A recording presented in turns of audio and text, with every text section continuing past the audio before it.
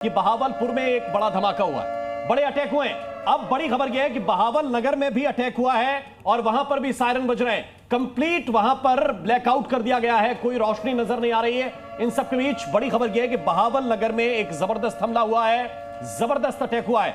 यानी कोई भी इलाका पाकिस्तान का ऐसा नहीं है। आप कहां पर फोर्स लगाएंगे, आप कहां पर जोर लगाएंगे, जहां पर आप जोर लगाते हैं दूसरा शहर आपके हाथ से निकल जाता है। क्या कहेंगे सर? मैं ये इसमें कहना चाहता हूं, ये सारा प्री प्लान्ड अटैक है हमारा, कोई भी हवाबाजी नहीं है इसमें, कोई अंधेरे में कोई गोली नहीं चल रही, कोई धमाका या हमारा टारगेट, सब कुछ नपा तुला है। एक एक चीज हमने पहले से प्लानिंग की है, किसके बाद क्या चीज हमने करना है ये आपको पता होना चाहिए। जब कल पाकिस्तान ने भी समझना चाहिए था। 21 हमने दिखाए थे उनके कैंप्स, उनमें से केवल हमने 9 को ध्वस्त किया था। हमें मालूम था और भी 11 बाकी हैं, 12 बाकी हैं, लेकिन तब भी इससे भी लेसन नहीं लिया। और भी हमने टारगेट्स, अभी और भी टारगेट्स हमारे पास हैं और इसको जैसे जैसे एस्केलेट होगा आप देखिएगा क्या हश्र होता है। जी, जहां बेवकूफों की बड़ी फौज हो वहां पे कुछ नहीं हो सकता। कल ये बताने की कोशिश कर रहे थे जब ऑपरेशन सिंदूर लॉन्च हुआ कि हमने हिंदुस्तान के 5 तैयारे उड़ा दिए। बिना तैयारी के चींटी नहीं मारी जा सकती। इन सब के बीच बड़ी खबर, इस वक्त एक बहुत बड़ी खबर मिल रही है। समंदर से पाकिस्तान पर एक बड़ा एक्शन लिया गया है। इस वक्त की बहुत बड़ी खबर, बड़ी जानकारी, इस वक्त की कराची पोर्ट तबाह कर दिया गया है। नौसेना ने, नेवी ने कराची पोर्ट को तबाह कर दिया है। इस वक्त का बड़ा अपडेट, ये बड़ी खबर इस वक्त मिल रही है। समंदर से इस बार हुआ है बड़ा अटैक और कराची पोर्ट को तबाह कर दिया गया। कपिल जी, मैंने 22 अप्रैल को एक बात कही थी जी कि अब की बार हमको अपनी फौज को अभी मूव नहीं कराना होगा। हमारी नेवी और एयरफोर्स पहले इनको मिसाइल से ध्वस्त कर देंगी, उसके बाद में हमारी फोर्सेस मूव करके फतेह का झंडा फहराएंगी। वही होगा कश्मीर के आप देखना, और वही सुबेरे आप देखेंगे बलोच करेंगे, और वही पख्तून करेंगे, और वही सिंध करेंगे। और आप देखिए इन लोगों का, ये हमारा जो लोग कह रहे थे ना अब तक कुछ नहीं हुआ, 56 इंच का सीना कहां है, आज 56 इंच नहीं जी, आज 112 इंच का सीना है हर भारतीय का। मैं बताना चाहता हूं।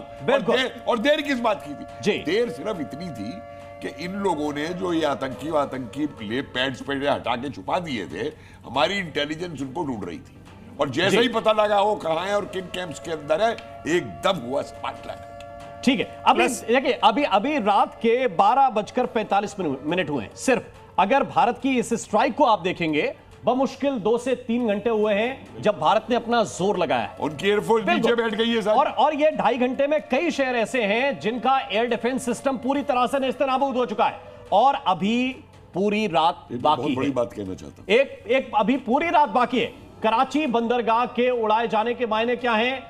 पूरी रात बाकी है, पूरी पिक्चर अभी बाकी है, और सुबह की तस्वीर क्या होगी कपिल जी उसको एक्सप्लेन करने की कोशिश कर रहे थे। यह तस्वीर भारतीयों की आंखों के सामने बन जानी चाहिए। एक बड़ी खबर इस वक्त आपको बता रहे हैं, कराची का बंदरगाह पूरी तरह से तबाह कर दिया गया है और नौसेना ने यह बंदरगाह तबाह कर दिया है। मुझे याद आ रहा है 1971 का ऑपरेशन ट्राइडेंट, और मुझे याद आ रहा है ऑपरेशन पाइथन।